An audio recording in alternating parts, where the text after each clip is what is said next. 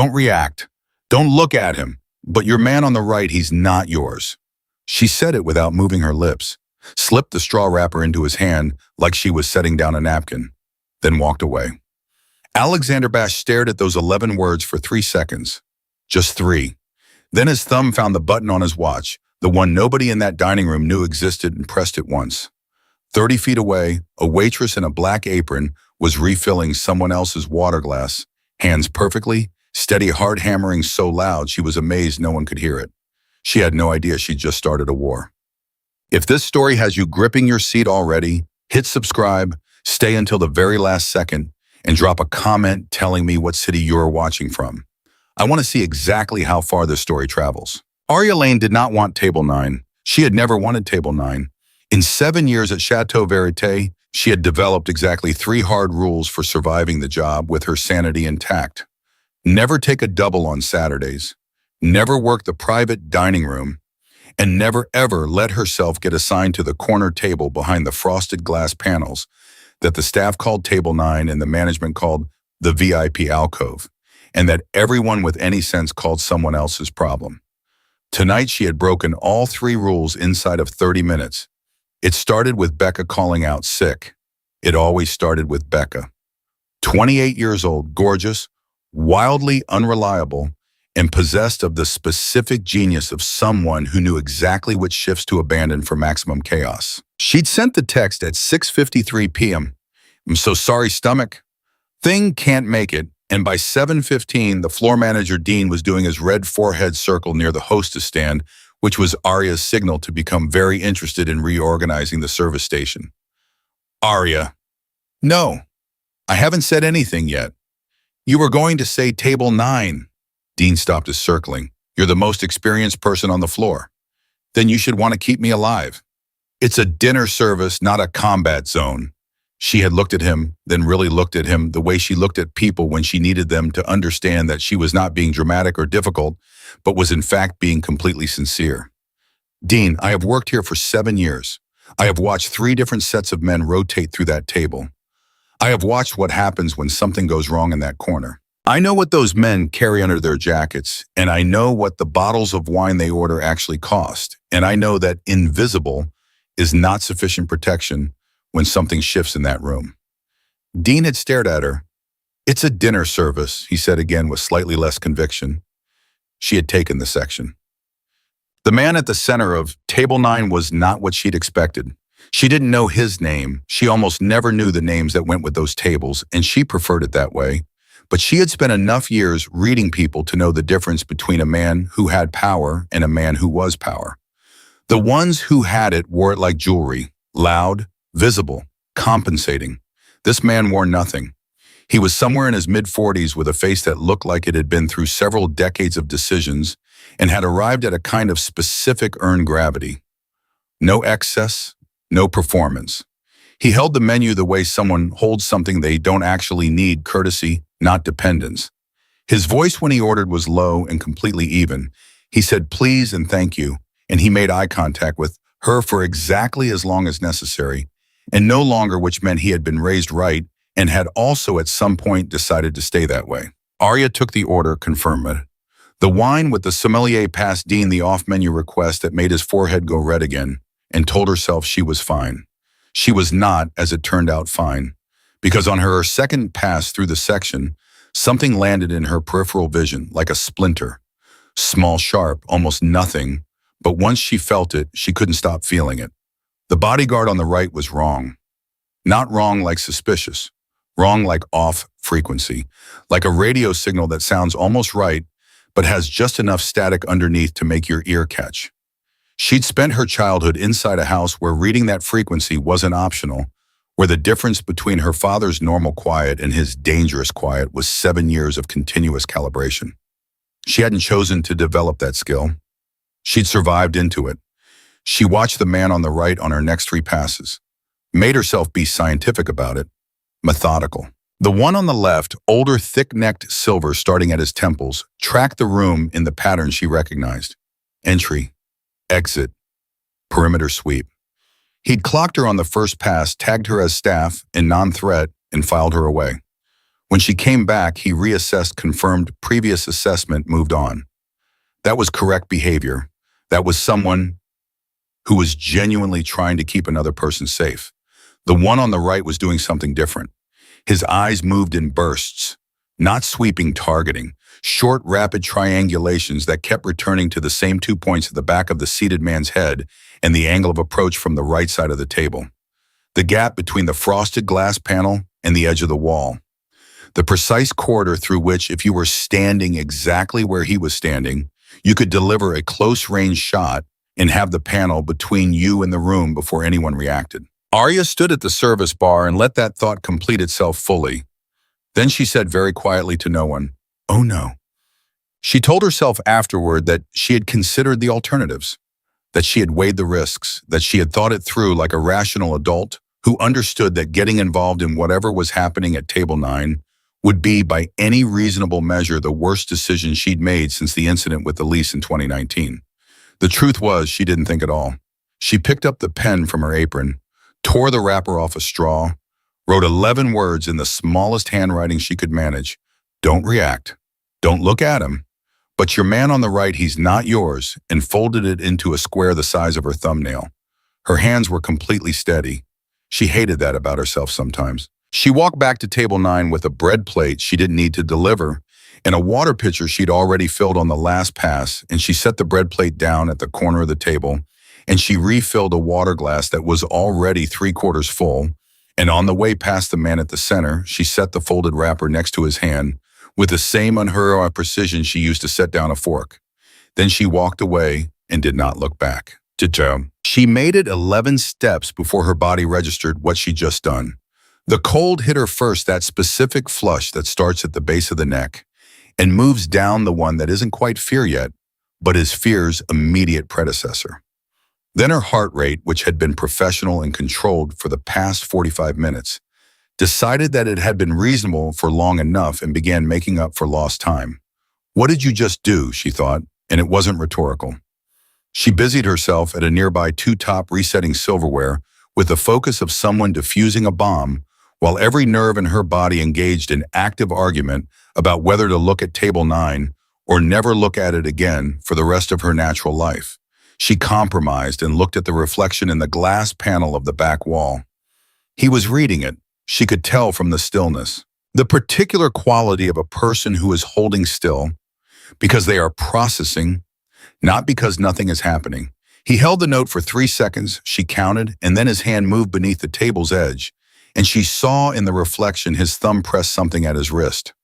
The thick-necked man on the left shifted his weight, just slightly, just a fraction, but in the particular direction of receiving information. Arya exhaled. Okay, he believed her, or at least he was taking it seriously. That was good.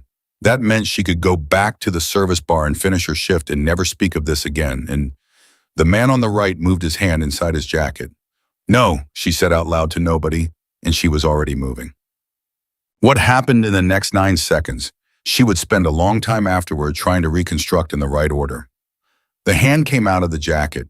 She was moving toward the table, not away from it, with a serving tray in her left hand that was there because she'd grabbed it from the station, without consciously deciding to, which meant her body had already made its decision before her brain had finished the vote. Alexander Bash, she didn't know his name yet, would not know it for another hour, was going down, not panicking, just descending with the practiced efficiency of someone who had rehearsed this exact movement. The thick-necked man pivoted with a speed that rewrote her understanding of what a human body could do at his apparent age. And she swung the tray. She swung it flat and hard at the inside of the right man's forearm. At the precise moment his wrist cleared the fabric of his jacket, and the contact was shockingly solid, and the sound was shockingly loud. And the gun, a compact, dark, matte finish thing that seemed to absorb light, hit the floor and slid 6 feet across the hardwood before coming to a stop under a neighboring table. The room went silent. Not gradually. Immediately. The way a room goes silent when it collectively understands that something has just happened that cannot be unhappened. Arya was standing with the tray still in her hand. Her arm was vibrating slightly from the impact. The man she'd hit was on the floor already, so the thick-necked man's knee in his back with a pressure and precision that communicated clearly that he had done this before and was prepared to do it at significantly greater length. Two more men she hadn't identified as part of the detail materialized from points around the room. The man from the center of the table stood up. He was taller than she'd registered when he was seated. He was looking at her. She started. Don't, he said quietly. She closed her mouth. He looked at the tray, at her face, at the gun on the floor, back at her face, and something moved through his expression that she couldn't read. Not gratitude exactly, not surprise exactly. Something more like the recalibration of an equation that had just acquired a new variable. What is your name? He asked. Arya. She paused. Lane. Arya Lane. Arya Lane, he said it once like he was recording it somewhere. We need to leave this room. I work here. I'm aware we still need to leave this room. She looked at the tables around her. At Dean, who was somewhere between the hostess stand and the floor in a posture she could only describe as structural collapse. I have tables. Miss Lane. The patience in his voice was the kind that had been earned through long practice. The man currently on the floor had instructions that did not end with me. Do you understand what I'm telling you? She understood exactly what he was telling her. I need my jacket, she said. It's in the back. His mouth moved, not a smile, the architectural echo of one. He said a name Marcus, and the thick-necked man, without releasing his knee from the situation on the floor, made a brief gesture toward a third person who moved toward the kitchen. She'd told herself during the 30-second wait for her jacket that she was simply making the rational choice, that getting into the car was safer than standing in a restaurant where a man with a gun had just been removed from the floor, that she was being practical, adult, measured. By the time the car was moving through the city and she was sitting across from a man whose name she didn't know and whose business she absolutely should not have put herself inside, she had largely abandoned that narrative. Say something, she said. Say anything, because the silence is worse than whatever the actual situation is. He looked up from the phone in his hand. We're going somewhere safe. Safe from what specifically? From the people who sent Victor. Who is Victor? The man you disarmed. Is he going to PIO? He'll be questioned, he said. And the particular flatness of that phrase made her decide not to ask follow-up questions about Victor. The more pressing concern is the scope of the network he's connected to. Victor didn't act alone. Victor was placed. Placed, she repeated. Someone inside my organization gave information about my schedule tonight, my location, my security configuration. His voice was even throughout, but something underneath it had a quality she recognized, the specific controlled register of a person managing something that could, if allowed, become extremely uncontrolled. That is the problem I'm working through at the moment. Someone on your own team sold you out. Yes. And you don't know who. Not yet. She sat with that for a moment. Outside the window, the city was doing what cities do at night, bright in patches, dark in the spaces between, full of lives happening in directions she'd never intersect with under normal circumstances. I have a sister, she said. It came out before strategy could intercept it raw, direct the language of actual fear. Lily. She's 22. She's home. She doesn't know where I am. He didn't look up from the phone immediately. She'll be informed that you're safe. You don't have her number. We pulled your personnel file from the restaurant 8 minutes ago. He glanced up. It's thorough. She stared at him. That's necessary, he said, given that you inserted yourself into something you had no obligation to touch. I need to know who you are. I'm a waitress who made a very poor decision. You're a waitress, he said carefully, who identified a trained professional's targeting behavior from across a dining room and chose to act on it without any guarantee that you were right and without any protection if you were. He set the phone down. That is not a poor decision. That is an unusual one, Joan. How did you know? She asked. He looked at her. That I was right, she said, when I gave you the note. How did you know I wasn't just some unstable woman who... I didn't, he said simply. I knew you were right because the note was specific. You didn't say I think something's wrong. You said your man on the right. You named a side. You named a position. That level of specificity doesn't come from anxiety. It comes from observation. Arya looked at her hands. I grew up in a house where reading people wrong had consequences. A silence. I'm sorry to hear that, he said, and the delivery was so straightforward, so devoid of performance, that it was somehow more affecting than sympathy delivered with expression would have been. Marcus spoke from the front seat. She's clean, no priors, sister checks out, no connections to any known parties. A pause.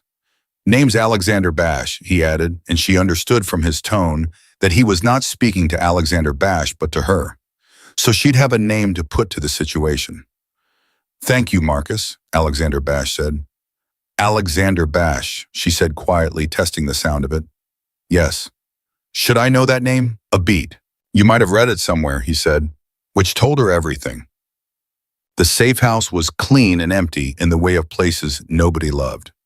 Functional, neutral, a bedroom, a bathroom with a working lock, a window she was told not to open.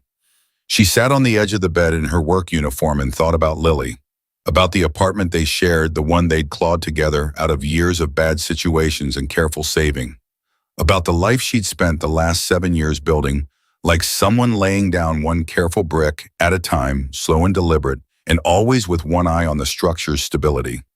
She thought about the straw wrapper. 11 words, written on a piece of paper the size of a fortune cookie fortune, handed to a man she'd never met. She had known in that strange, wordless way that the body sometimes knows things before the mind catches up, that she was making a choice she couldn't reverse.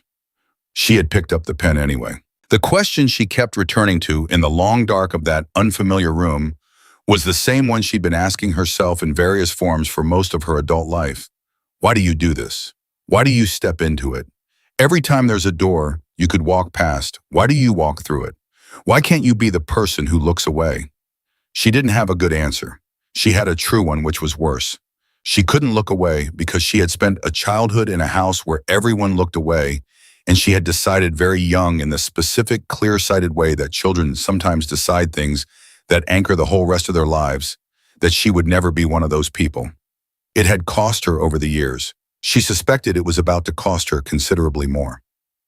The knock came at 2:14 a.m.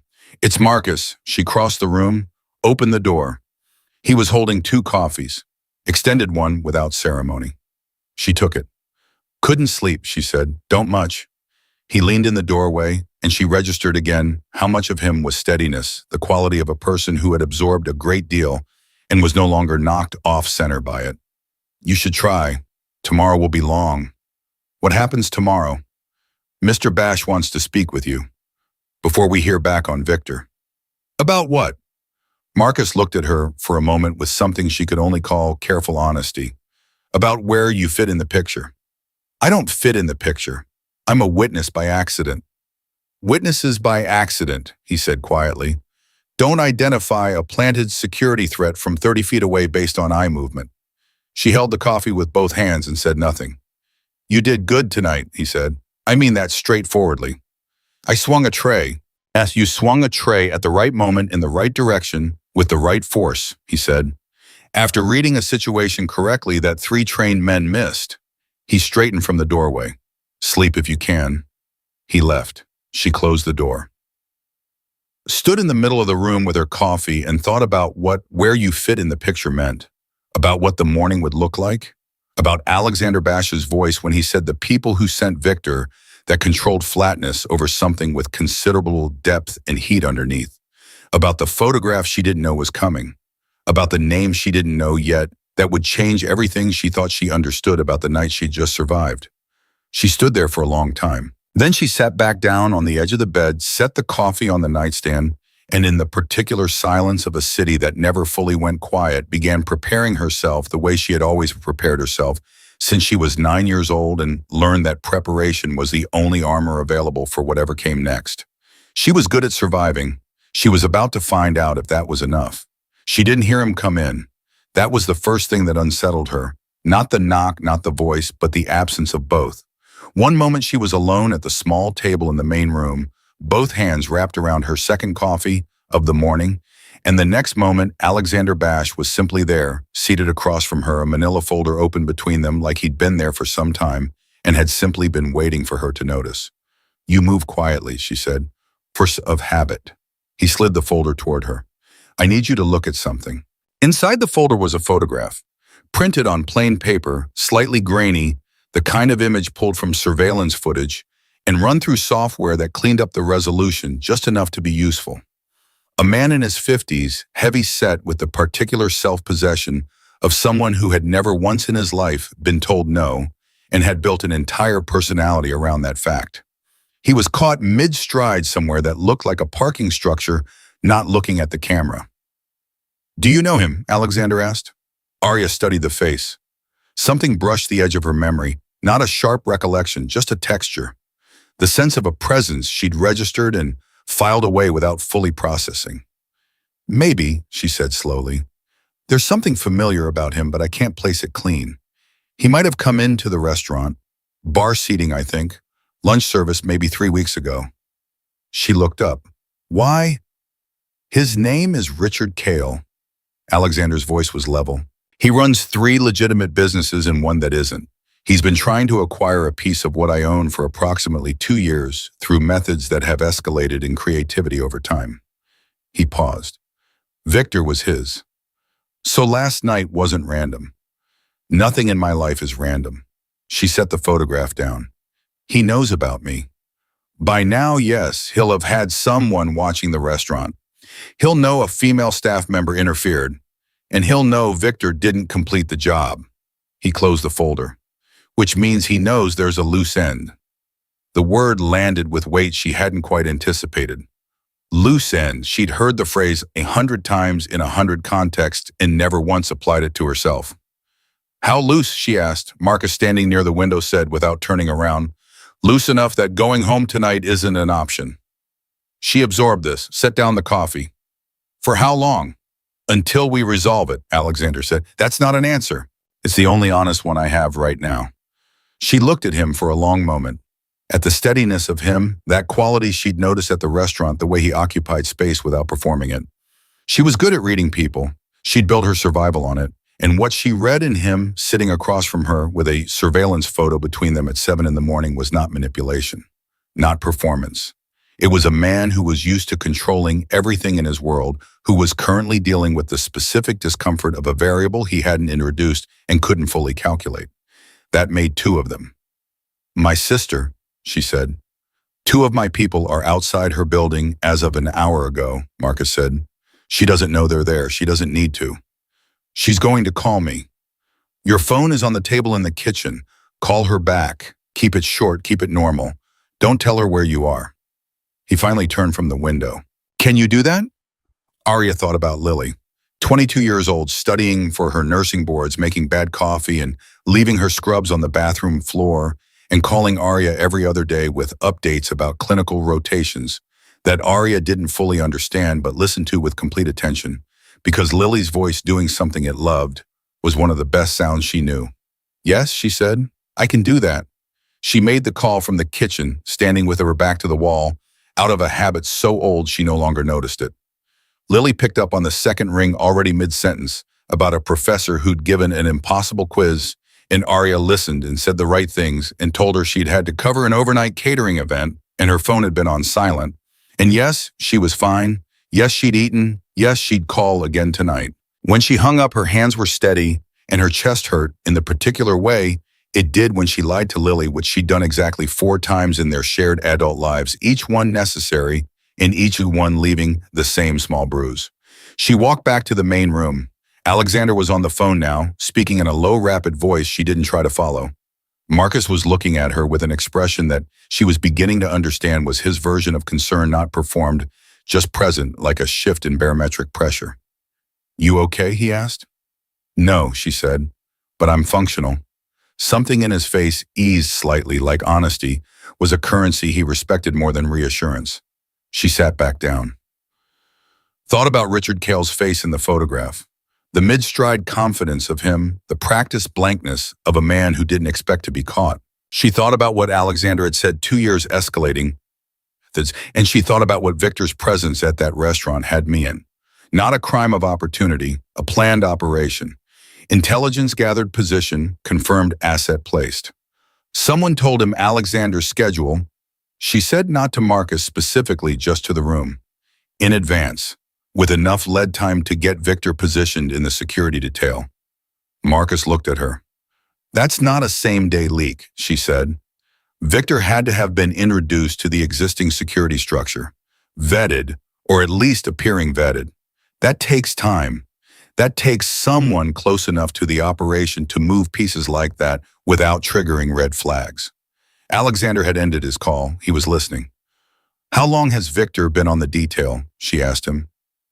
A pause. 6 weeks. Who approved the addition? Another pause. Longer this time. That's the question, he said quietly. She looked at him. You already know, don't you? He didn't answer immediately. He stood up from the table and moved to the window, standing beside Marcus, looking out at something she couldn't see from where she sat.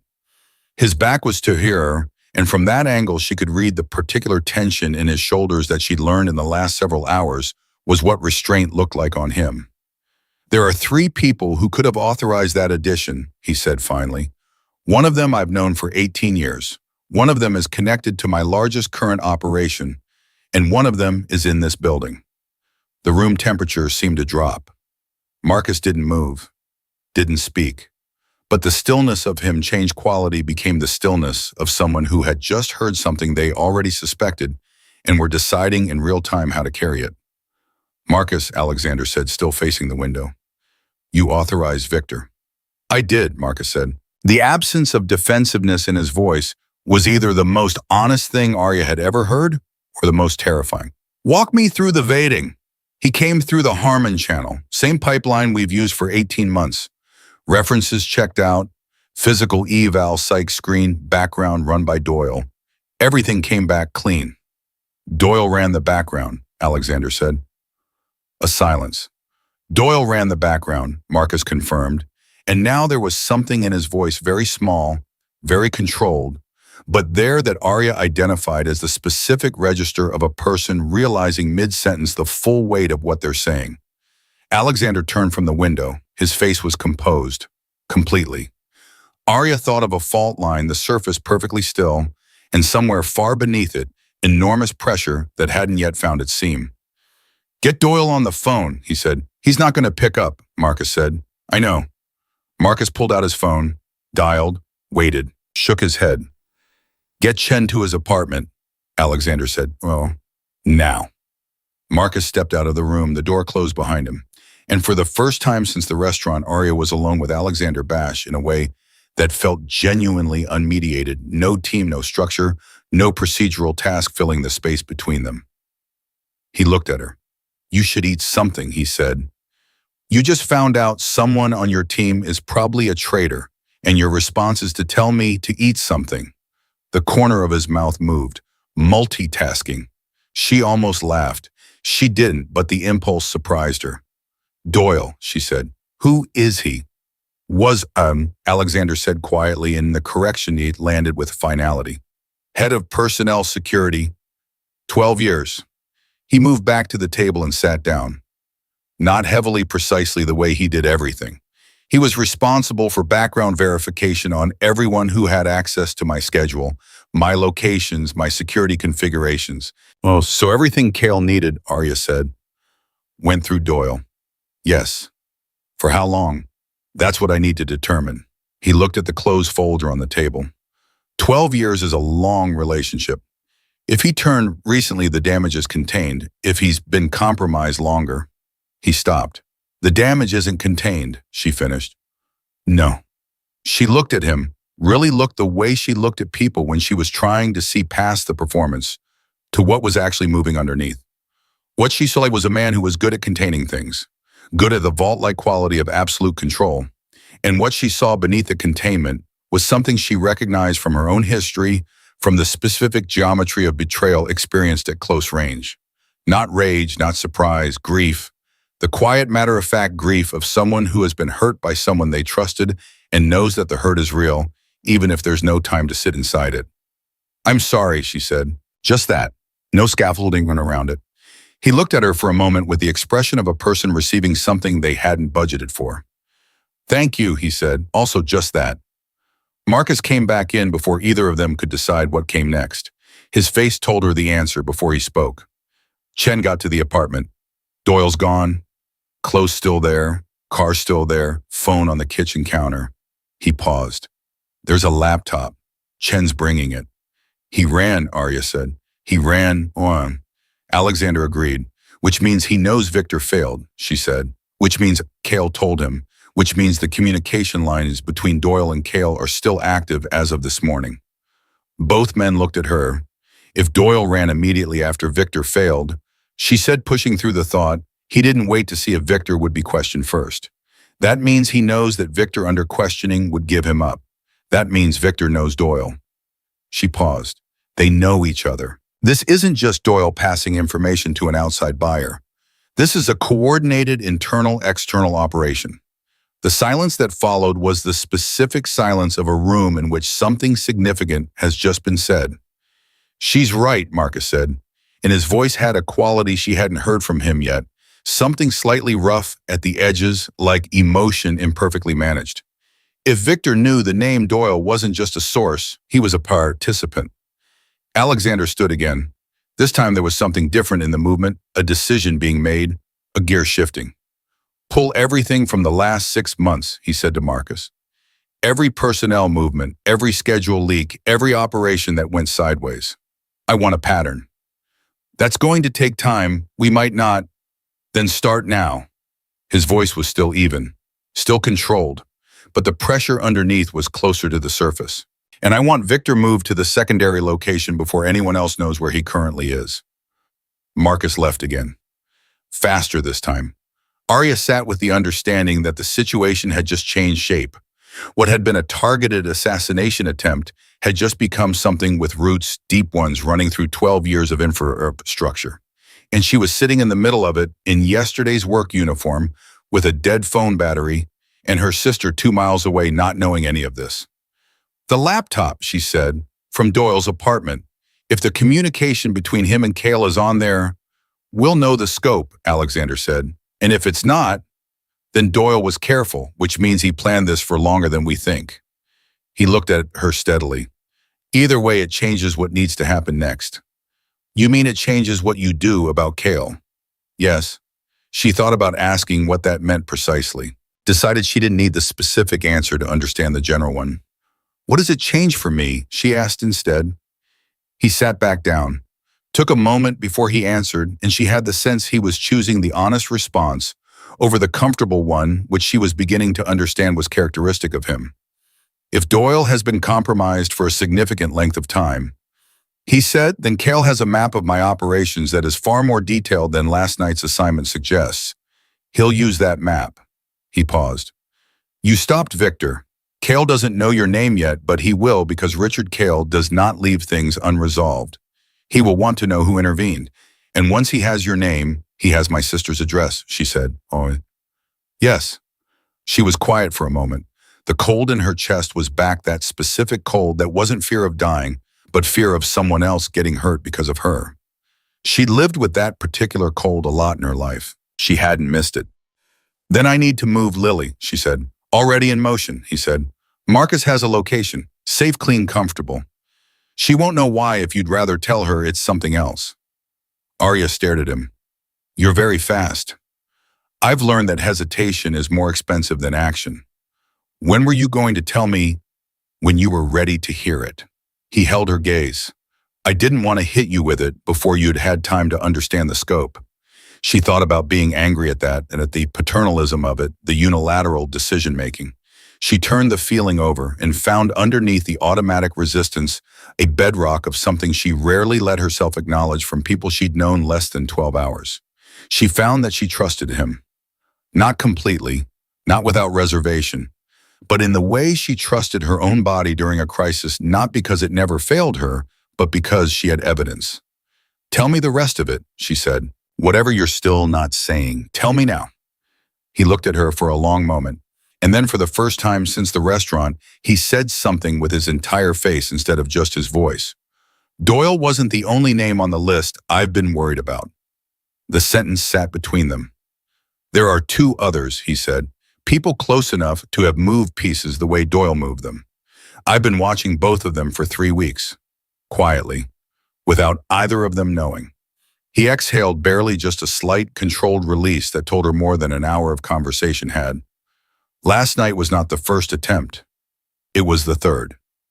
Arya stared at him. The first one was 6 weeks ago, a car. My driver noticed something wrong with the vehicle before I got in. He kept his voice level throughout. The second was 2 weeks ago. A meeting location had been given to the wrong people. We changed the location 12 hours before, and the meeting went without incident. Whoopum, he folded his hands on the table. Each time, the information that enabled the attempt had to have come from one of three sources. And now Doyle is gone, which eliminates one possibility, but doesn't close the question because Doyle alone could not have managed all three. There's someone else, Arya said. There's someone else, he confirmed, and they don't know you're looking. No, but Doyle running changes that. Yes, the pressure was fully audible now, not through volume, but through density, everything in his voice compressed to its essential weight. Doyle's disappearance will signal to whoever is still inside that the timeline has accelerated. They'll know Victor failed. They'll know I'm looking. They'll need to decide quickly whether to run or to move first. Move first meaning a fourth attempt, he said, and this time with the understanding that I'm aware there's an internal problem, which makes them more dangerous, not less. Arya absorbed this, laid it out in her mind like a map. The pieces she had, the pieces she didn't, the shape of the space between them. You need to let them think you don't know, she said. He looked at her. If they believe their cover is still intact, she said they'll move on their existing timeline, which gives you the window to identify them before they act. She paused. But if they see you pulling records, moving Victor, asking questions, they'll accelerate or disappear. Like Doyle. Yes, he said, and then quietly, go on. So you need to be visible, she said. You need to appear normal. Continue your schedule. Take your meetings. Behave like last night was an isolated incident that's been handled. She looked at it on, which is extremely dangerous. It is. And you're going to do it anyway. I am. She looked at the table, at the folder with Richard Cale's photograph, at her own hands, which were steady as always, which she had always considered a kind of biological deception. Her hands reporting calm that the rest of her was not experiencing. Where do I fit in that plan, she asked. He was quiet for a moment, the kind of quiet that preceded something important. I want you to stay close, he said, not as staff, not as a protected witness. I want you here with access to information, using the thing you have, the way you read people, to help me identify who's still inside. She looked up. You saw Victor in 45 minutes, he said, with no briefing, no background, no context. You identified a trained placement asset before 3 professional security operatives did. He leaned forward just slightly. I don't have another Doyle I can trust with this. I need someone whose loyalty to me is exactly 0 and whose judgment I've already seen under pressure. 0 loyalty is a selling point to you. Clean eyes are a selling point to me, he said. You have no history with these people, no relationships to protect, no financial ties. You see what's actually there. She sat with this for a long moment. Outside, somewhere into the building, she heard Marcus's voice, low, rapid, and the sound of a door. The laptop arriving, probably. The next piece of the picture coming into focus. She thought about Lily being quietly relocated by people she didn't know to a place she didn't know yet, for reasons Arya would have to explain at some point in some form. She thought about the straw wrapper. She thought about the pen in her apron and the decision she'd made before her brain had finished the vote. She thought about the fact that she had already crossed the threshold. Last night at the table, in the moment, her arm swung forward. There was no uncrossing it. The only question now was what direction to walk. I want 2 things, she said. He waited. Lily stays safe. Not just protected, actually safe. I want to speak with her every day. I want your word, not your logistics. You have it. And when this is resolved, she paused. I walk. Clean.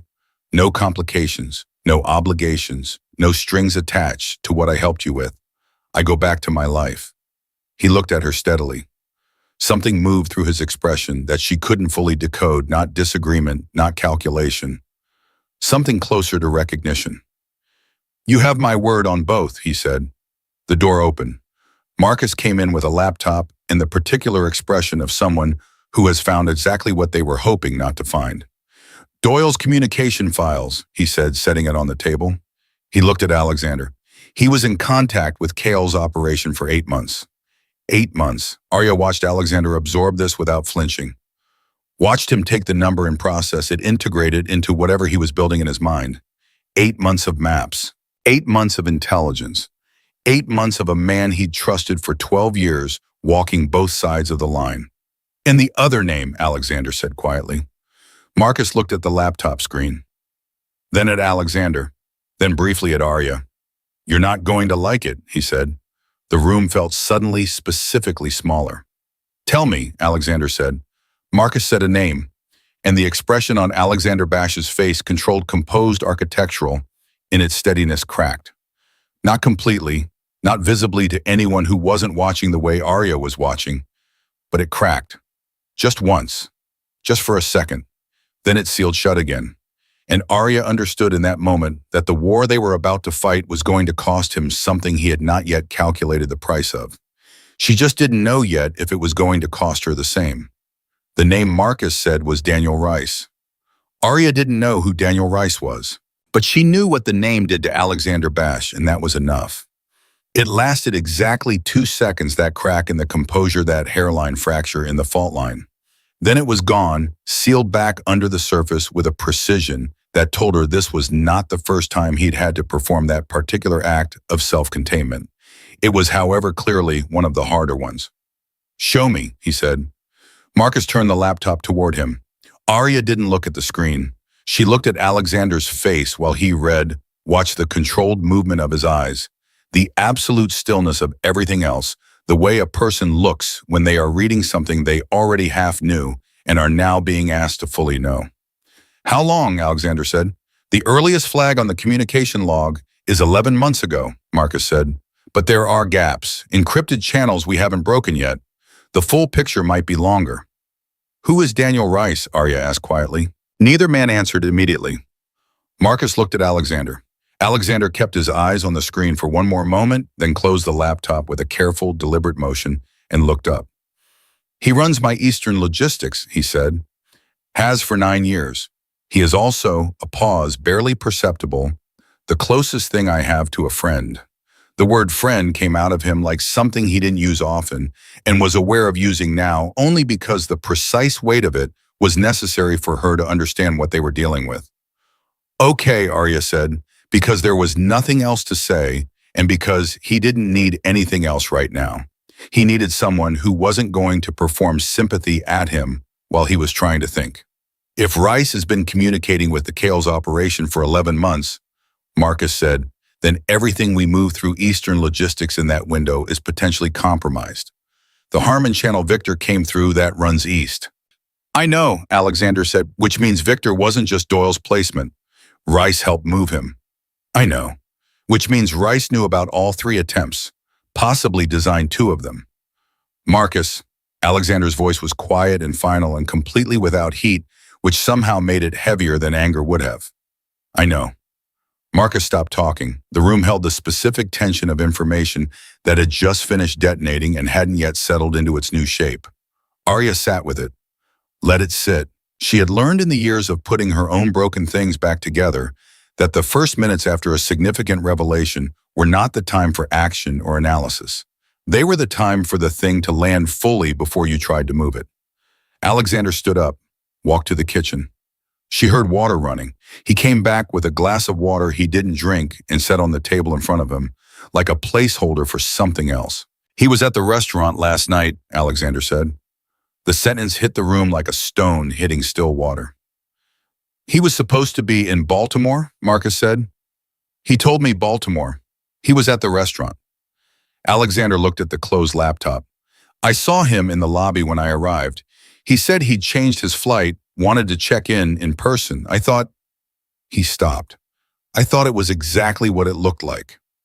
He was there to confirm Victor's position, Arya said. Both men looked at her. If Rice helped place Victor and helped design the operation, he'd want confirmation that the asset was correctly positioned before the window. He wouldn't trust a phone call for that. He'd want eyes on it. She paused. And when it went wrong, he was right there to watch it fail. And to watch you, Marcus said, looking at her. The cold came back, specific and clarifying. He saw me give the note. He saw you interfere, Alexander said. He may not have been close enough to see the note specifically, but he saw you act and he saw the result, and he is not a stupid man.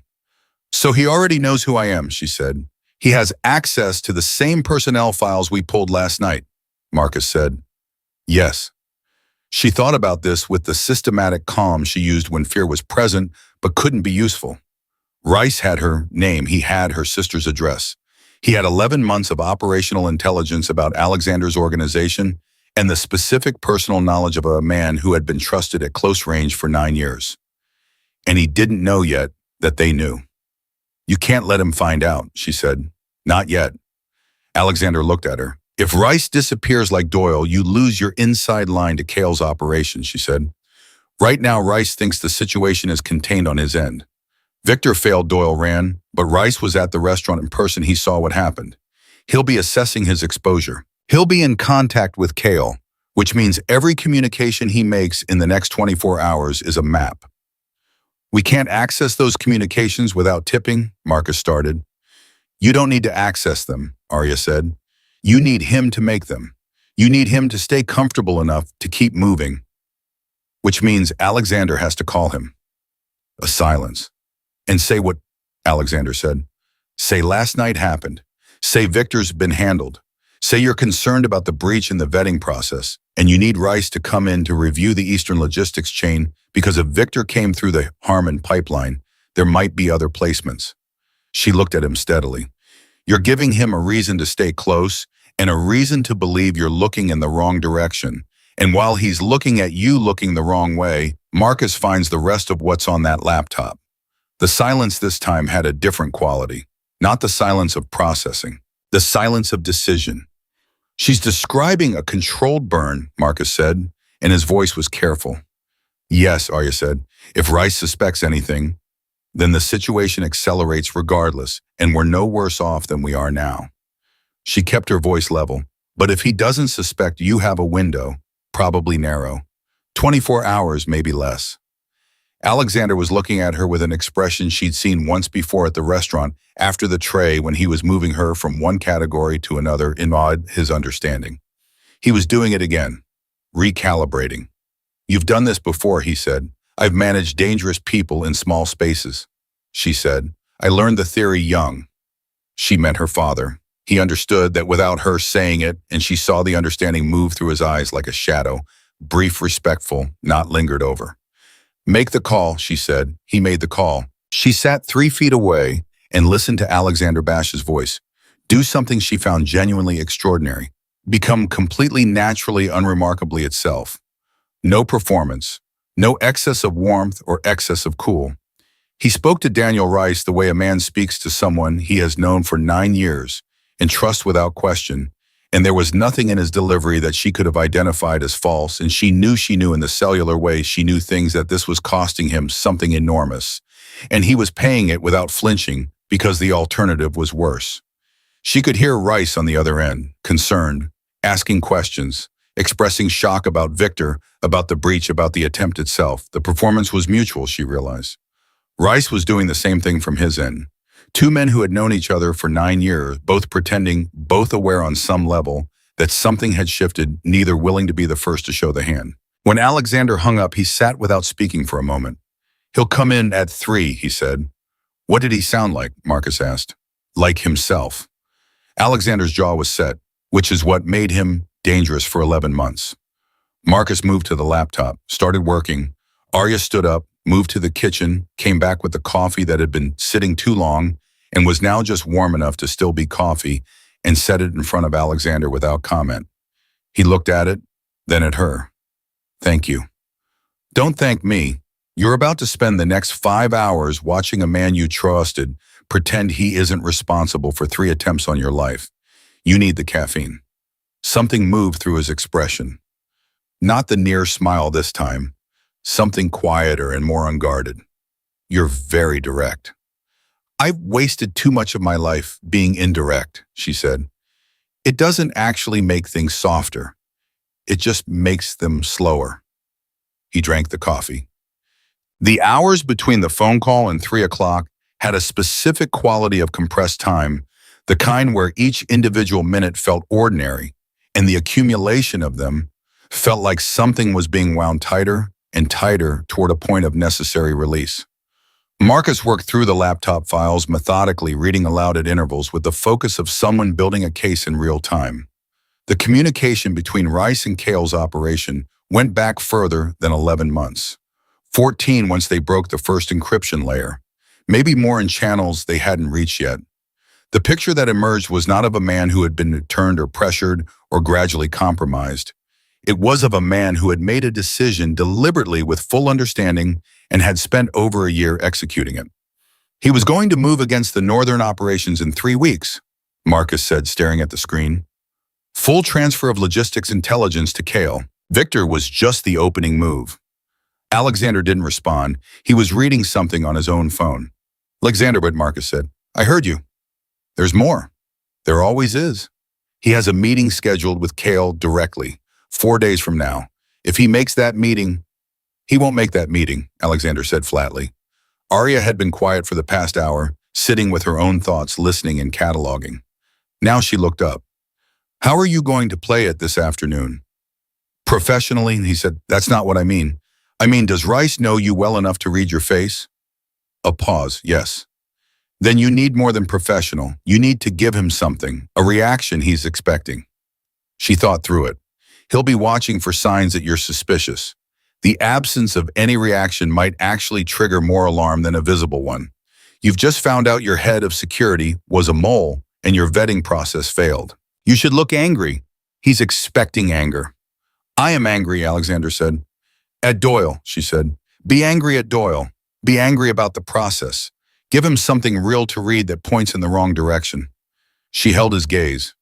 You can do that. I watched you do the exact version of it on the phone. He looked at her for a long moment. You're very good at this, he said, and it wasn't a compliment exactly. It was more like an acknowledgement of a fact he wasn't sure how to categorize. I'm very good at surviving rooms where the official version of events doesn't match the actual one, she said, which is a skill I deeply resent having and which is apparently extremely useful in your line of work. Marcus made a sound that was almost a laugh and then immediately wasn't. At 2:40, Alexander went to change. At 2:50, a text came through on Marcus's phone. He read it, and his expression did something Arya had not seen it do before. It went very still, in a way that was different from his normal stillness.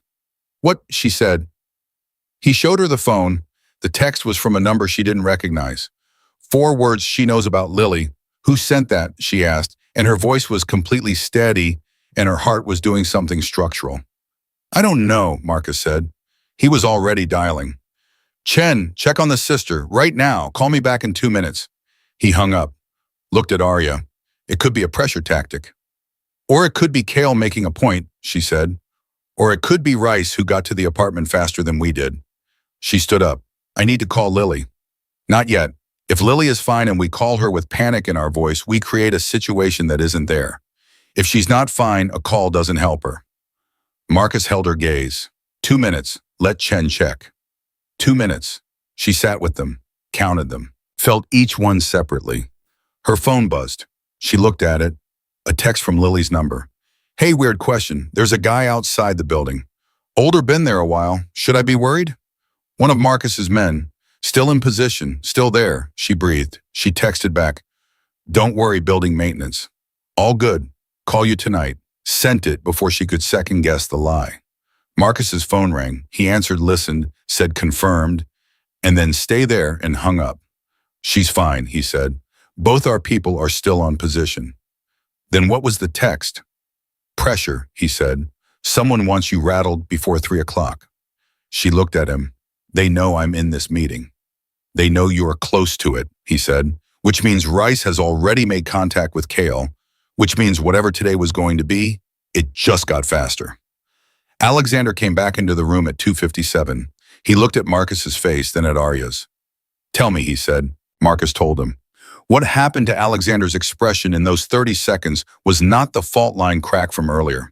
It was something colder and more deliberate, the closing of a door, the turning of a key.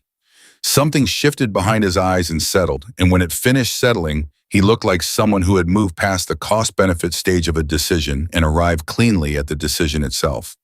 "It's fine," he said. "It's not," Arya started. "It means Rice is running the play on both ends simultaneously," he said, "which is aggressive, but it's also a mistake because it means he's committed to today. He can't pull back without signaling. He has to walk into this room and perform." He looked at Arya. "So do I." "So do we," Marcus said quietly. "A beat." "She stays out of the meeting," Alexander said. "I agree," Arya said before Marcus could. "I'm more useful as a second set of eyes outside it. Is there," she paused, working the geometry of it, "somewhere I can be where I can see the room without being visible?" Marcus and Alexander looked at each other.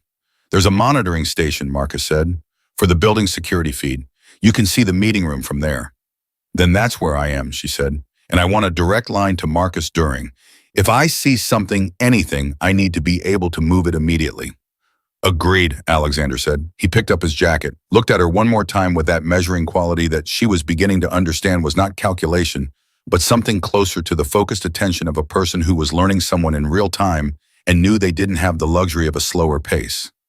"If this goes wrong," he started. "It won't," she said. "If it does, then you have my name, my sister's name, and 14 months of documented evidence on a laptop that's sitting on this table." She held his gaze. "Don't let it go wrong." He almost smiled. He didn't. He walked out. Bam. The monitoring station was small, and Marcus had set it up in under 4 minutes, which told her it was something he'd used before and maintained in working order. She sat in front of the screen, Marcus's second phone in her hand, direct line open, and watched the meeting room on the feed. Rice arrived at 3:02. She had expected, based on Alexander's description of a trusted inner circle member, a 9-year relationship, a man who had moved millions of dollars of logistics without raising flags, she had expected someone who looked the part. Polished, controlled. The architectural composure she'd come to associate with people who operated in Alexander's world. What she saw was a man who moved like someone who was managing a significant amount of internal noise. He was good at it, she'd give him that. His posture was correct, his greeting was natural, his concern about the events of the previous night was performed with genuine craft. But she saw it, the same way she'd seen Victor. Not in the obvious places, in the micro-adjustments. The way his hands settled on the table and then didn't move at all, which wasn't natural ease, but the deliberate suppression of movement. The specific direction of his gaze when Alexander said Doyle's name, not the direction of genuine shock, but the direction of someone accessing a prepared response. She pressed the call button. "His right hand," she said quietly when Marcus picked up. "Watch it. He's suppressing a physical tell." Marcus was silent for a moment. She could see him, slightly off camera, make an adjustment in his own position. The conversation moved forward. Alexander was extraordinary. He was angry, genuinely, visibly controlled, but present about Doyle, about the vetting failure, about the breach. He was asking the right questions, leading in the wrong direction, performing the version of himself that Rice had known for 9 years and trusted. And Rice was eating it. She could see it, the slight easing of the tension in his shoulders, as the conversation moved toward the narrative he'd prepared for. Then Alexander said, "Victor mentioned a secondary contact during questioning." Rice went very still. Arya sat forward. "He said the briefing on my schedule came through a third party," Alexander said, and his voice was exactly the same as it had been for the previous 20 minutes, level, tired matter of fact. "Not directly from Doyle, someone in between." Rice's right hand moved, very small, just a fraction, but she caught it. She pressed the button. "He's deciding right now whether to run or commit," she said. "Watch his feet. If he's about to stand..." Marcus shifted on the screen. Rice did not stand. He made a decision. She could see it happen, the internal calculation, completing the commitment landing, and he leaned forward instead. "Do we know who the third party is?" "Not yet," Alexander said. "That's why I need your help rebuilding the Harmon pipeline. Full audit, everyone who moved through it in the last year." A pause. Rice nodded. "Of course, whatever you need." "I need the access logs from the Eastern Clearance System." "Full archive. Can you get me those by tomorrow morning?" "Absolutely." "And the manifest records from the last 3 logistics cycles." "I'll pull them tonight." Alexander nodded. "Thank you, Daniel." He said the name quietly, and there was something in the delivery that Arya heard, and that she suspected Rice heard, and that she suspected Alexander intended him to hear a weight beneath the normal weight of one. Not accusation, not warning, just the sound of a word being said for what might be the last time by someone who is still choosing to say it correctly. Rice stood to leave. He was 2 steps from the door when Marcus said without moving, "One more thing." Rice stopped. "The text that was sent to this building's line 40 minutes ago," Marcus said. "Do you know anything about that?" The silence lasted exactly 1 second too long. "What text?" Rice said. "Never mind," Marcus said. "My mistake. Must have been a routing error." Rice left. The door closed.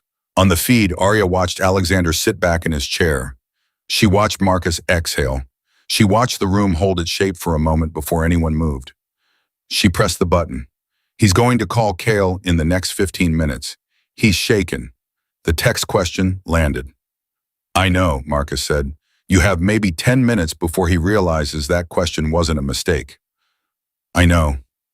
"Marcus." "I know, Arya." She heard the shift in his voice, the move from managed to active. Something had changed in the room she was watching on screen, and she couldn't see it directly, but she could feel the change in frequency through the phone line. "What happened?" she said. "What did I miss?" A pause. "The access logs Rice just agreed to pull," Marcus said. "They'll show everything he's moved in the last year. Every transfer, every communication, every placement. If he pulls them honestly, we have our complete case. If he alters them, you'll know what he altered," she said, "which tells you what he's protecting most." "Yes." "So either way, we have him," Marcus said, and then quieter. "Come back to the main room. Alexander wants you in the room for the next part." She stood up. "What's the next part?" A beat. "Rice just called someone on his way out of the building," Marcus said. "Not Kale's direct line. A number we've never seen before. Chen is running it now." She felt the floor shift slightly under everything they thought they knew. "A new player," she said. "Or a very old one we missed entirely." She was already moving toward the door. Behind her on the small monitor she was leaving the feed from the meeting room showed Alexander still seated, hands folded on the table in front of him, looking at the closed door with an expression she was glad she couldn't see more clearly from this distance. Because she had a feeling it looked exactly like a man who had just confirmed the worst thing he already knew and was now sitting alone with the full weight of it for the 30 seconds before the next thing started. She moved faster. The number Chen ran came back in under 4 minutes. That was the first bad sign. Clean numbers took longer. Numbers that came back fast because they were attached to something that the system already knew about and had already flagged, and the flag on this particular number was the kind that made Chen's voice go flat and careful when he read it out over the phone to Marcus. Marcus listened, said nothing for 5 seconds, then said, "Say that again." Chen said it again. Marcus hung up and looked at Alexander. "The number Rice called belongs to a shell company registered in Delaware. 3 layers of incorporation. It took Chen 4 minutes because the outer layer is on our watch list." He paused. "The inner layer connects to a man named Paul Greer." Alexander's face did nothing. "Paul Greer is in federal custody," he said. "Paul Greer was in federal custody," Marcus said. "He was released 14 weeks ago. Cooperation agreement. The terms are sealed." The room processed this in silence. Arya had walked in 30 seconds into Marcus's delivery. She stood near the door, still listening, running the name against everything she'd absorbed in the past 18 hours. She didn't know Paul Greer. She didn't need to. She needed to know what Alexander's body did with that name, and what it did was something she hadn't seen yet. Not the fault line crack of Race's name, not the cold, deliberate door closing of the text message. This was different. This was the specific stillness of a man confronting a variable that rewrote the entire equation. "What is he?" she asked. Zoe Alexander said for the second time in 2 days. He seemed to hear the echo of it himself. He ran the distribution for a competing operation. Aggressive, smart, genuinely dangerous. 2 years ago, he was picked up on a federal RICO charge. Open and shut, the evidence was overwhelming. He was looking at 25 years minimum. He stopped. "The case was built substantially on intelligence that came through my organization." "Through Doyle," Arya said. The pause that followed was 1 second long, and contained approximately 10 years of implication. Through Rice, wow, Alexander said. She stared at him. Rice provided the primary intelligence that put Greer away, Marcus said, and his voice had the quality of a man who was hearing himself say something and understanding its full shape only as he said it. Which means Greer inside a federal facility with access to lawyers and cooperation agreements, and 14 months to think eventually worked out where the intelligence came from. And made a deal, Arya said. And made a deal, Alexander confirmed. And when he came out 14 weeks ago, he didn't go to the authorities with what he knew about Rice, because what he knew about Rice was worth more than a prosecutor's gratitude. He was quiet for a moment. He went to Cale. Cale knew, Arya said. Cale already knew Rice was your man. Greer handed him that. And Cale used it not to expose Rice, but to own him. That's the shape of it, Alexander said. So Rice isn't just a traitor, she said. He's a man who's been owned for 14 weeks by someone who has documented proof that he helped put a dangerous person in prison, and that person is now free and is the one holding the leash. She worked through it. Rice doesn't have a choice. He never had a choice, not from the moment Greer walked out of that facility. The silence that landed after this was different from the previous ones. It had a human texture to it, the specific, complicated silence of people who have just understood that a situation is worse than it looked, and also more morally tangled than it looked, and also that neither of those things changes what needs to happen next. Does that matter to you, Marcus asked, and he was asking Alexander, not Arya. Alexander looked at the table. It matters to me as a fact, he said carefully. It doesn't change the operational reality. He's still a threat, Marcus said. He's still a threat. Alexander agreed. Arya looked at Alexander's face and thought about what it cost a person to say that about someone who had for 9 years been something close to a friend. She thought about the distinction he'd drawn. It matters as a fact, it doesn't change the reality, and she thought that was one of the lonelier sentences she'd ever heard a person say with complete composure. Where is Greer now? She asked. Chen's working on it, Marcus said. He's not in the city, Alexander said. If he were in the city, Rice would be more afraid. The call Rice made on his way out, that was a check-in, not a meeting request.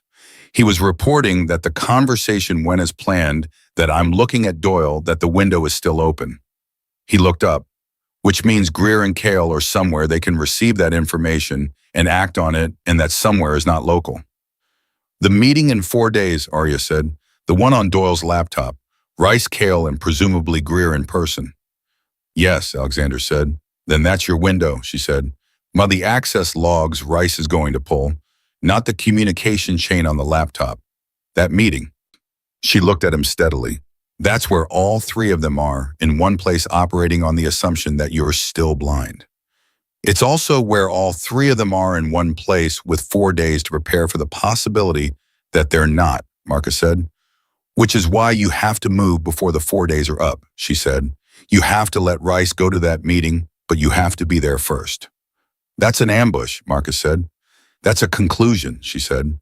The distinction mattered, and she knew it, and she held it in her voice without softening it, because soft was not what this moment needed, and she had been in enough rooms with enough dangerous silences to know when a situation was asking for clarity over comfort. Alexander stood up. He moved to the window. She'd noticed that was what he did when he was processing something significant, that migration toward the boundary between inside and outside, as if proximity to a larger space helped him think in a larger frame. He stood there for a moment. Then he said, I need to know where Lily is. Arya blinked. What? He turned from the window. If Greer is involved, the stakes are different. Greer is not Cale. Cale is a businessman who uses violence as a tool. Greer uses it as a language. He communicates through it. His voice was steady, but she heard the weight beneath it. The text about Lily this morning, that wasn't Cale making a point. That was Greer introducing himself. The cold that moved through her this time was not the manageable cold of fear as information. It was the cold of something ancient and protective and extremely dangerous being activated. Where is she right now? She said. Marcus. She's at the secondary location, Marcus said immediately. I moved her an hour ago. She thinks it's a friend's place. Chen's wife set it up completely clean. Address, no connection to any of our operations. She's safe. Did she go willingly? Arya said, and her voice was doing something she didn't entirely have control Over it was coming out very level, which was what happened when she was feeling the opposite. She was told there was a gas leak at your building, Marcus said, not without gentleness. She's annoyed, not frightened. She's watching television and texting someone about the nursing boards. Arya exhaled. I'm sorry, Alexander said. And again, it was the simple version, no scaffold, no performance. Just the words. Don't be sorry, she said. Figure out where Greer is. He looked at her for a moment with the expression she was beginning to recognize as the one he wore when she said something that aligned precisely with what he was already thinking, and he wasn't sure whether to be reassured or alarmed by that alignment. Chen, he said to Marcus. Marcus was already on the phone. What happened in the next 2 hours moved the way situations move when multiple things are developing simultaneously, and no one has the luxury of following any single thread to its natural end before the next one demands attention. Marcus coordinated 4 separate conversations while cross-referencing the contents of Doyle's laptop against the access logs they'd already been able to pull. Chen located a property registered to the same Delaware shell company that owned Greer's phone number, a house 2 states away purchased 11 weeks ago, 3 weeks after Greer's release. Alexander made 2 calls that Arya didn't fully hear, but whose outcomes she read in the shifting quality of his focus, something consolidating resources being moved into a position quietly and without flags. Through all of it, Arya sat at the table and thought. She was not a strategist by training. She was not a tactician by experience. What she was at her fundamental level was someone who understood systems of power and their pressure points from the inside, not abstractly, not theoretically, but in the specific embodied way that people understand things they've lived inside. And what she kept coming back to, circling it from different angles and finding the same answer each time, was this. The meeting in 4 days was the natural conclusion, only if Greer and Cale were planning to close the loop on Alexander at that meeting. But if the text about Lily this morning was Greer introducing himself, making a point about reach, about personal exposure, about the cost of resistance, then the meeting wasn't where they intended to end it. The meeting was where they intended to offer terms. They're not planning to kill you at the meeting, she said. Both men looked at her. They could have moved against you a dozen times in 11 months, she said. With Rice inside, with Doyle inside, with that level of operational intelligence, they had opportunities. They didn't take them. Victor was the first direct attempt, and Victor was sloppy compared to what they could have done with 14 months of preparation. She looked at Alexander. They don't want you dead. They want your organization. A pause. The transfer Rice was planning, Marcus said slowly. The logistics intelligence going to Cale in 3 weeks. That's not a destruction play. That's an acquisition play. They want to take over the Eastern operations intact, Arya said, which requires you to either step back voluntarily or step back involuntarily in a way that doesn't burn the infrastructure. Victor wasn't an assassination. Victor was a message. We tried this the hard way, and we can do it again. Now let's talk about the easy way. The meeting, Alexander said, is the sit down, she said. They're going to make you an offer, controlled exit. Your safety, maybe even terms in exchange for cooperation on the transfer. She paused. The text about Lily was the preview of what the leverage looks like if you say no. The room was very quiet. You're saying they think they have enough, Alexander said. I'm saying they think they have enough, she said. And they're partially right, which is the dangerous part. They have Rise, they have 14 months of maps. They have a man with documented history of federal cooperation who could be used to apply legal pressure if the other methods fail. And they have, she stopped. Say it, Alexander said.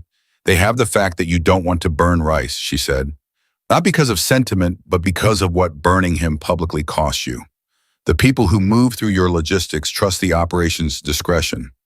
Rice going to trial. Rice talking. Rice becoming a public story that damages more than just him. Alexander looked at her with an expression that was completely unreadable for exactly 3 seconds. Then something in it shifted and landed somewhere that looked very quietly like respect. You understand this world very quickly for someone who was in a restaurant 48 hours ago, he said.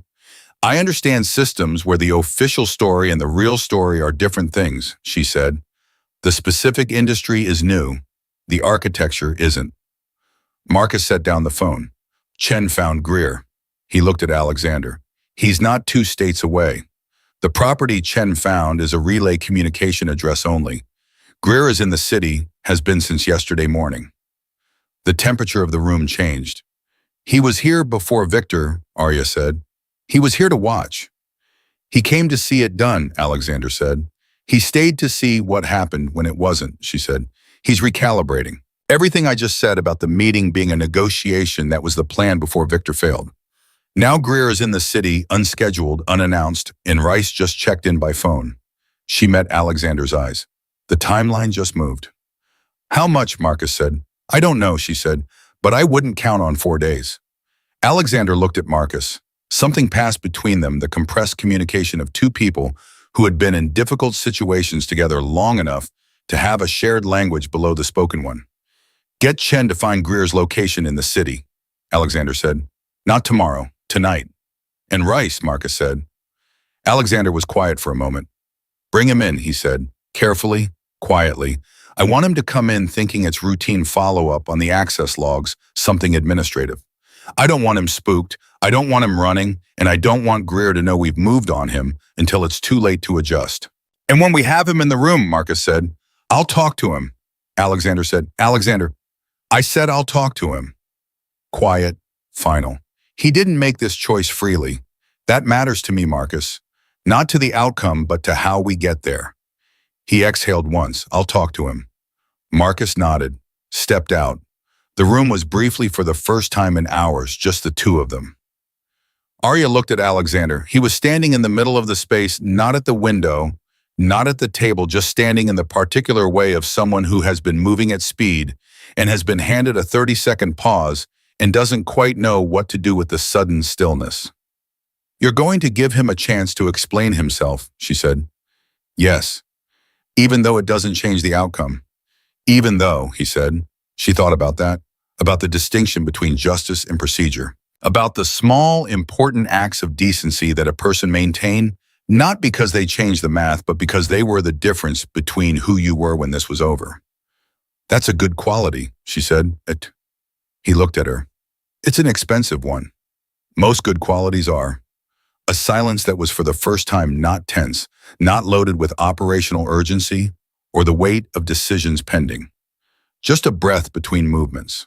Two people on the same side of something very large, taking 30 seconds to simply be in the same room without the room requiring anything from them. What happens after tonight, she asked. Not strategically, genuinely. After tonight, he said carefully, depends on what tonight gives us. If we have Greer's location and Rice is contained, and the access logs confirm the scope we move, fast, before Cale realizes the board has shifted. He looked at her. And then, if what you said about the meeting being a negotiation is right, we change the terms of the negotiation. Meaning you go to him, she said, before he comes to you. Meaning I control the conversation instead of receiving it, he said. Yes, she nodded. And Lily stays where she is until Greer is off the board, he said. Then she goes home. With an explanation I'll leave to you to construct. I've been constructing explanations for Lily her whole life, she said, and there was something dry and tired and genuine in it that made him look at her with the particular focus she'd come to associate with him, deciding to ask something he might not have asked otherwise. What does she know about you, he said, the real version. She knows I grew up the same way she did, Arya said. She knows what I can do. She just doesn't know the scope of the situations I've walked it into. She paused. She trusts me. That's the part that costs me the most. He was quiet for a moment. She should, he said, trust you. I put her in protective custody because I passed a note to a crime boss, she said. You put her in protective custody because a man named Paul Greer sent a text message to frighten you into inaction, he said. There's a significant difference. She looked at him. He held her gaze without moving. You're very good at reframing, she said. I'm very good at accurate framing, he said. The two things look similar from outside. Before she could answer, Marcus came back through the door. He had the specific quality of motion that she'd learned to read as something significant now. Chen found Greer, he said. Alexander straightened. He's been staying at a hotel 2 miles from here, Marcus said. Checked in yesterday under a name that took Chen 3 hours to crack. He's not alone, 2 men with him, both with records. He looked at his phone screen. and he made a call 40 minutes ago to Richard Kale. The call lasted 11 minutes. 11 minutes is a planning call, Arya said. That's what Chen thinks, Marcus said. He looked up from the phone. There's one more thing. The call Greer made to Kale Chen pulled the cell tower data. Kale's phone pinged from inside the city. The sentence landed. Kale is here, Alexander said. Kale is here, Marcus confirmed. As of 40 minutes ago, Kale, Greer, and presumably Rice are all in the same city, all connected by active communication lines with the access logs Rice agreed to pull sitting between them and everything they need. The meeting moved, Arya said. The meeting moved, Marcus said. It's not in 4 days. If Greer has been recalibrating since Victor and Kale flew in today. He didn't finish the sentence. He didn't need to. Tonight, Alexander said. Tonight, Marcus agreed. Alexander looked at Arya, and she saw in his face the full convergence of everything they'd been moving toward since the moment she'd pressed a folded piece of paper into a stranger's hand in a restaurant, the entire architecture of the past 36 hours arriving at its single necessary point. Tell me what you need from me, she said. I need you to stay in this building, he said. I need you to have direct communication with Marcus at all times. And I need you, he paused, to trust that I know what I'm doing. She looked at him for a long moment. At the man who had moved Lily to safety before she asked, who had told her the truth at every point where a lie would have been easier, who had given her his word twice and in 36 hours had not broken either instance of it. I need one thing from you, she said. Name it.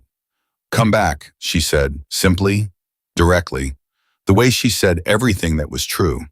Whatever happens tonight, come back. Something moved through his expression, something that didn't resolve into any category she had a clean name for. He held her gaze for 1 full second. That, he said quietly, I can do. He walked out with Marcus and the door closed, and Arya stood in the empty room with the laptop and the folder and the cold coffee and the full understanding that the next several hours would determine whether the choice she had made in that restaurant, the pen, the wrapper, the 11 words had been the bravest thing she'd ever done or the most costly. She sat down, picked up Marcus's spare phone, pulled up the monitoring feed, and she prepared herself the way she had always prepared herself since she was 9 years old and learned that the only thing worse than danger was being surprised by it, to watch and wait and be ready for whatever the night required. Because she had come this far on instinct and nerve and a childhood's worth of survival skills, and she was not going to stop now, not when it mattered most, not when it was finally irreversibly hers to see through. The first call came at 9:47 p.m. Arya had been sitting with the monitoring feed for 4 hours, Marcus's spare phone on the table beside her, a third coffee gone cold, and the particular alert stillness of someone who has been waiting long enough that waiting has become its own kind of action. She'd tracked what she could through the feed, the building's exterior cameras, the ground floor lobby, the secure entrance, and she'd filled the gaps with the information Marcus sent through in short clipped texts every 30 minutes, each one a single line that told her just enough to know the operation was moving and not enough to stop her from imagining the parts she couldn't see. Rice contained. Talking. Greer's location confirmed. Team in position. Kale mobile. Tracking. Then at 9:47, the phone rang. Not a text. A call. Marcus's number. She picked up before the second ring. Talk to me. Or Rice gave us everything, Marcus said, and his voice had the specific flatness of someone delivering a result that is simultaneously a victory and a wound. Full account. Greer approached him 6 weeks after the federal release, had documentation, communications, transfer records enough to put Rice in a federal facility for 20 years. Rice had 72 hours to decide. A pause. He decided to cooperate with Greer. In the 3 attempts on Alexander Mao, Rice confirmed all 3, provided logistical support for the first 2. Victor was primarily Doyle's placement, but Rice confirmed the security configuration. Another pause, heavier this time. He said he told himself nobody was going to get hurt, that the goal was acquisition, not elimination, that if Alexander just stepped back when the pressure got sufficient, it would end cleanly. Arya absorbed this. He believed that. He needed to believe it, Marcus said. There's a difference. She thought about Daniel Rice, 9 years of trust, a man backed into a corner by his own past, in someone else's leverage constructing a story about clean endings to make the next step possible. She thought about how human that was, how genuinely, specifically, tragically human. Where is he now? She said. Secure, he's not going anywhere. A brief silence. Alexander spoke with him. How long? 20 minutes. Marcus's voice shifted slightly. I wasn't in the room. She understood what that meant. 20 minutes alone between two men who had spent 9 years building something, one of whom had spent 11 months dismantling it. She didn't ask what was said. Some conversations didn't belong to anyone outside the room they happened in. Kale, she said, moving. Chen has eyes on him and he's heading toward the Eastern Warehouse District. That's the Rice Logistics Hub. That's where the meeting was supposed to happen. His voice tightened. He doesn't know we have Rice. He thinks he's walking into a handoff. And Greer left the hotel 20 minutes ago. A beat. He's not heading to the warehouse. She sat forward. Where is he going? The answer, when Marcus gave it, hit her like cold water directly to the chest. He's heading toward Chen's wife's address, Marcus said, the location where Lily is staying. Everything happened in the 10 seconds after that sentence. Her body stood up before her mind had finished processing. The phone was already at her ear. Marcus already talking. Chen's been redirected 2 additional team members en route. Ite, 6 minutes. But 6 minutes was a number with weight, and she felt every pound of it. How did he find it? She said. Her voice was doing the steady thing. She hated it. She needed it. We don't know yet. The address was clean, no connection to our operations. We ran it 3 times. Marcus's voice was controlled, but she could hear something underneath it that she'd never heard from him before, the specific register of a man who has made a promise and is watching the margin on that promise get very thin, very fast. Arya, Chen will be there before Greer. You don't know that. He will be. Marcus, you don't know that. She was already moving toward the door, reaching for her jacket. What floor is Greer on? Where is he in relation to Golneha? Do not leave that building. But my sister has 6 of my people moving toward her right now, and you have 0 training in field operations. And if you walk out that door, you become a second problem I cannot manage. His voice was sharp and direct, and she stopped walking because it was the right voice for the right moment, and she knew it, and she hated knowing it. Stand by the phone. I will give you a direct line to Chen. You will hear everything in real time, but you stay in that building. She stood in the middle of the room. She closed her eyes for exactly 2 seconds. In those 2 seconds, she did the things she'd learned as a child. She took the fear, she looked at it directly, she gave it its full weight, and then she set it to the side of her functioning mind where it could exist without running the controls. She opened her eyes. Direct line to Chen, she said. Now, son. The next 22 minutes were the longest of her life, and she had lived through some significant competitors for that title. Chen's voice came through, steady and low, a man narrating in real time, economical professional, stripping each update to its essential information. Greer's vehicle had stopped 2 blocks from the address. 1 man with him, the second having split off somewhere in the last mile, unknown position being tracked. Lily was on the 4th floor. Building had 2 exits. Chen's team had the primary covered second team 30 seconds out on the secondary. He's out of the vehicle, Chen said. Arya gripped the phone, walking toward the building, deliberately, no hurry. A pause. He knows we're not supposed to know he's here. He thinks this is clean. The second man, she said. Where is he? Still tracking. Last ping put him on the north side of the building.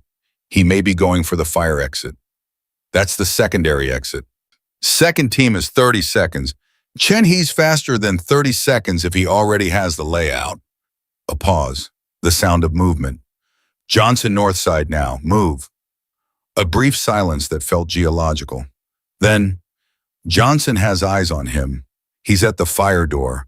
Johnson is... Chen stopped talking for 1 second that felt like a puncture in time. Then Johnson has him. He's down, non-lethal. Arya exhaled. Greer is still approaching the main entrance, Chen said. He doesn't know yet. He's going to find out in about... She heard it through the phone, not loud, just a sudden compression of sound, voices, movement. Greer's running, Chen said, and his voice had shifted into a different gear entirely. He made the team at the entrance. He's heading east on foot.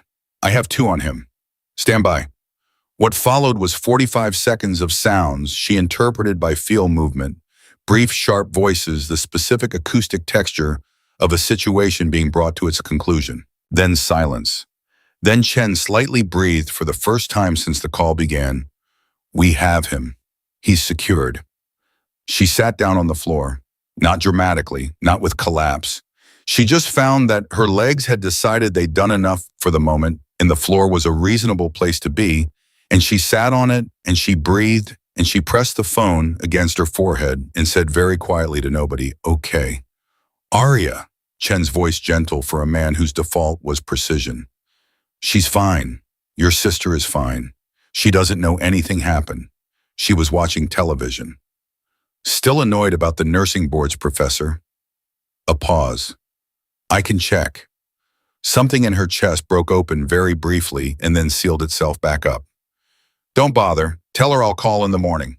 She paused. "Tell her I'm fine." "Will do." Marcus called 12 minutes later. Cale walked into the warehouse, he said, and his voice had arrived at a different place, something finished and quiet. Alexander was already there. She stood up from the floor. And the conversation lasted 9 minutes. A beat. "Cale is a businessman like you said.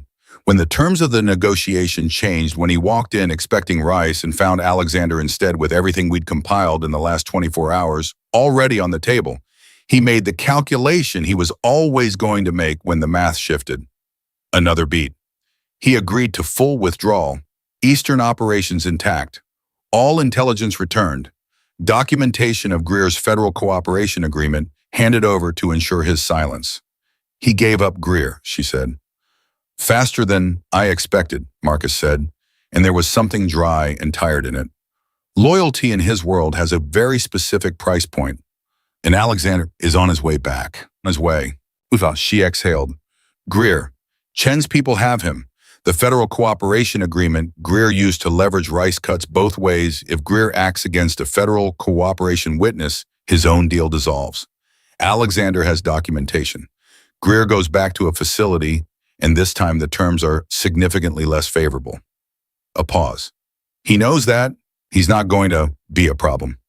She sat with the full picture of it, all the moving pieces settling into their final positions, the architecture of the last 36 hours arriving at its resting shape.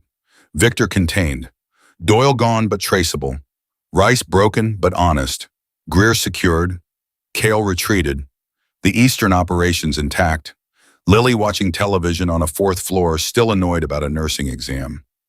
"Marcus," she said, "yeah, you kept your word." A silence. When he spoke again, his voice had the rough edge quality she'd heard from him once before in the doorway with the coffee when he'd let something through. "So did you," he said. "Every step." Alexander came back at 11:31 p.m. She heard the door and didn't turn around immediately. She was at the table, both hands around a coffee that was actually warm this time, and she gave herself the 3 seconds of not turning that she needed to put her face back into a configuration that didn't immediately communicate the full scope of the last 22 minutes with Chen on the phone. Then she turned around. He looked tired. Not defeated, there was nothing in Alexander Bash that read as defeat. She was beginning to think it was structurally absent from him, but the particular tiredness of a person who has spent an extended period operating at the outer edge of their capacity and has now been given permission by circumstances to feel that. His jacket was off, sleeves pushed up, and for the first time since she'd met him, he looked his exact age, which somehow made him look more real than he had at any point in the previous 36 hours. He looked at her. "You heard about Lily. Chen kept me on the line." "I should have," he started.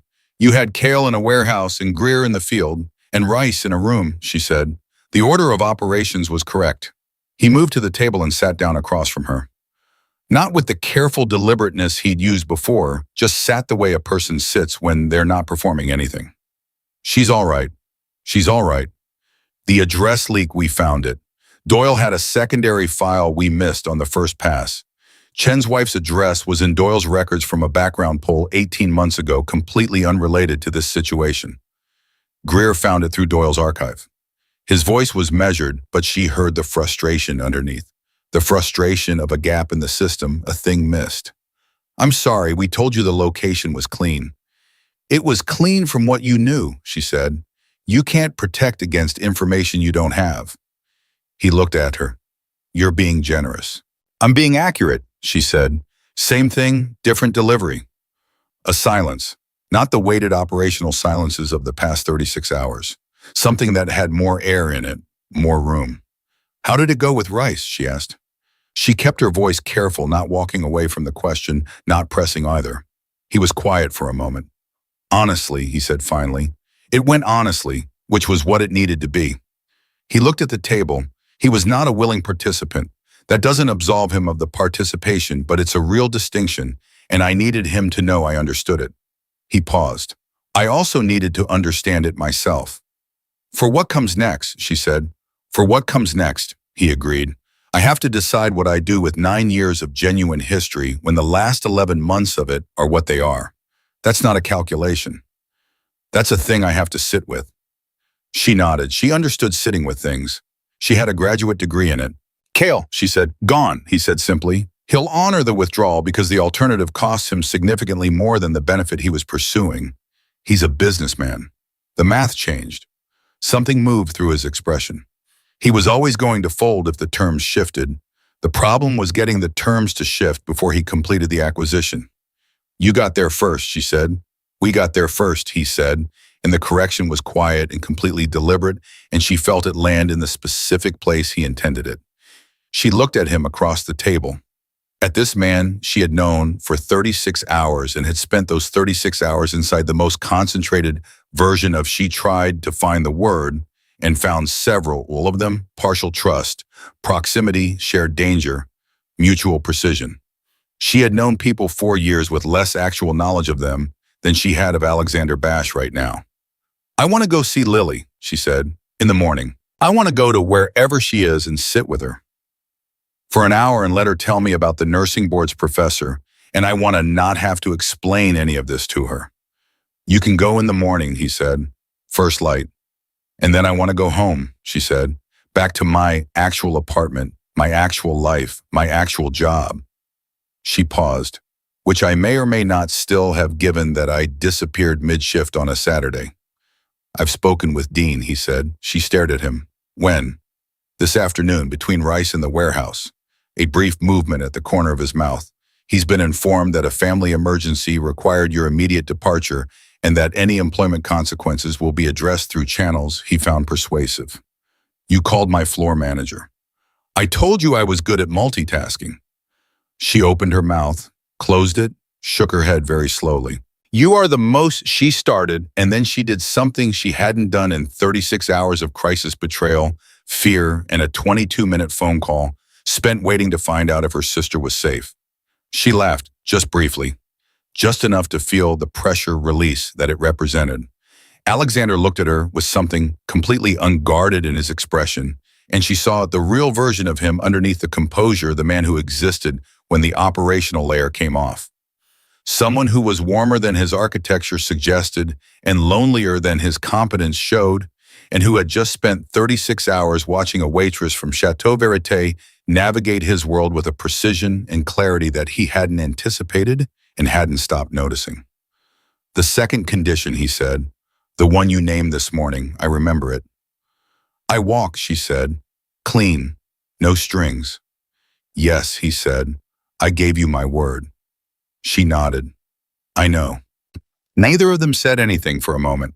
I also said, he continued carefully, that your best protection was proximity to the person most motivated to ensure his own survival. That condition, he paused, is now different. She looked at him. Greer is contained, he said. Cale is withdrawn. Rice is no longer a threat in either direction. The operational reason for your proximity no longer exists. He held her gaze and she saw him doing the thing she'd watched him do since the restaurant, choosing the honest version over the comfortable one. Which means your presence here from this point is entirely your own choice. The sentence sat between them. She thought about the straw wrapper, about the pen she'd picked up without deciding to, about the door she'd walked through without fully registering it as a door, about 36 hours that had moved like 36 days dense with information and consequence, and the specific irreversible quality of having been fully present for something that mattered. She thought about her actual apartment, her actual life, her actual job, the carefully constructed normalcy she had spent 7 years building one brick at a time against a childhood that had tried its hardest to leave her with nothing to build with. She thought about what it had felt like for 36 hours to use every single thing. She was every calibrated instinct, every hard-earned skill, every quality she developed in spite of, rather than because of the life that produced her, and to have those things be not just adequate, but necessary. Not a liability, not a wound, a function. She thought about Alexander Bash saying we got there first. "I'm going to see Lily in the morning," and she said, "and then I'm going to go home and sleep for approximately 1 geological era." "That sounds right," he said. "And then—" She paused. She held the sentence for a moment, felt its weight, set it down carefully. "And then I'd like to have a conversation about what comes next. Not operational, not protective, just—" She looked at him, a conversation. He looked at her for a long moment. The composure was fully present, as always, and underneath it fully visible to her now, because she'd spent 36 hours learning to read the specific frequencies of him, something that was not quite relief and not quite anticipation, but held the essential properties of both. "I'd like that," he said. She called Lily at 7 the next morning before she left. Lily picked up on the first ring, already mid-complaint about the pull-out couch at wherever she thought she was, and Arya listened to her sister's voice doing the thing it always did in the morning, which was arrive fully operational and slightly aggrieved, and she felt the tightness in her chest that had been present for 36 hours release, finally completely like a knot given permission to loosen. "Are you okay?" Lily said, hearing something in the silence. "You sound weird." "I'm fine," Arya said. "I'll be there in an hour." Did something actually happen because the whole gas leak story felt thin? "I'll explain when I get there." "You always say that and then you explain like 40% of it." "Lily, I'm just saying—" "I love you," Arya said. "I'll be there in an hour." A pause. "I love you too," Lily said softer. "Bring coffee. Real coffee, not whatever Chen's wife has. It tastes like sadness." Arya hung up. Marcus was waiting by the door with a car already running. He held out a to-go cup of coffee without being asked. "2 of them," she said. He produced a second one from behind his back. She looked at him. "How long have you known I'd need 2? "Since about 3 a.m., he said. She took both cups and looked at this man, 50-something, silver-templed, straight-spined, the kind of steady that only comes from having been genuinely tested and having genuinely held. And she understood that whatever came next, whatever shape the conversation with Alexander eventually took, this was the person who had made the last 36 hours survivable in the specific, unglamorous, utterly reliable way that mattered most. "Thank you, Marcus," she said, "for all of it." He nodded once. "You're going to be okay," he said. Not comfort, assessment. The specific delivery of someone who had measured the thing and was reporting the result. "I know," she said. She walked out into the morning. The city was doing what it always did at this hour, pale light, early traffic, the particular freshness of air that hadn't yet been used by the full weight of the day. Arya Lane, 34 years old, a waitress from Chateau Verité, who had passed a note to a crime boss on a Saturday night and spent 36 hours inside the consequences, walked to the waiting car with a coffee in each hand and the full, clear, uncomplicated knowledge of exactly who she was. She was someone who couldn't look away. She had always known it. She had spent years trying to outrun it. She had swung a serving tray in a restaurant and written 11 words on a straw wrapper and walked through a door she couldn't walk back through, and on the other side of that door she had found not a disaster, but a version of herself she recognized was something that felt surprisingly like relief. The fear wasn't gone. The complexity wasn't resolved. Rice was somewhere being quietly held, Kale was somewhere doing his math, and Alexander Bash was somewhere in a building 2 miles behind her, making decisions about what 9 years of trust looked like when the math had changed.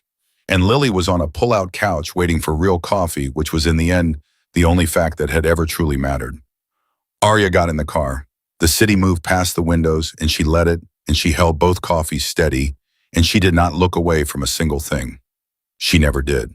That was the whole point of her. That had always been the whole point.